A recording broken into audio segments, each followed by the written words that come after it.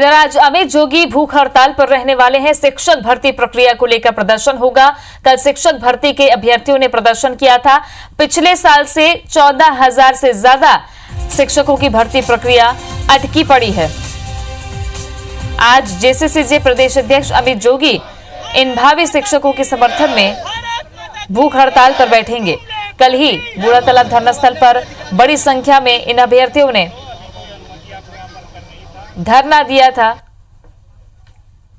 काफी जद्दोजहद करते हुए लगातार लाखों ट्वीट करके इन्होंने सरकार को अपनी ओर ध्यान आकर्षित करने की कोशिश की, अपनी समस्या भी बताई, लेकिन अब आखिरकार जेसीसीजे प्रदेश अध्यक्ष अमित जोगी भूख हड़ताल पर बैठेंगे।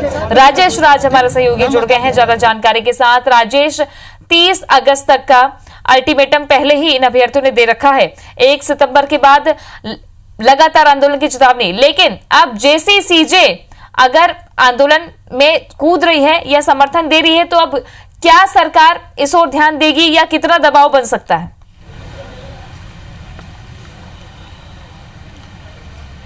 देखिए, दबाव तो बनेगा, क्योंकि जिस तरह से प्रदेश के सारे करीब 22,000 युवक हैं जो इस प्रक्रिया में अपना वेरिफिकेशन करा चुके हैं। 14,580 पोस्ट हैं जिसके लिए विज्ञापन निकाला गया था। तो इतनी बड़ी तादाद में अगर बेरोजगार युवा हैं और उसके साथ कोई राजनीतिक पार्टी उनके साथ शरीक होती है तो निश्चित रूप से दबाव बढ़ेगा। और अमित जोगी, आपको याद होगा कि इसके पहले भी पूर्व सरकार में बेरोजगारी के मुद्दे पे, युवाओं के मुद्दे पे लगातार सरकार पर आक्रामक रहे हैं और उन्होंने कई बार सरकार के सामने परेशानी खड़ी की है। तो अगर उनके पुराने रिकॉर्ड को देखें तो इस बार भी ये संभावना लगाई जा सकती है कि अमित जोगी की एंट्री के बाद सरकार के लिए मुश्किलें बढ़ेंगी।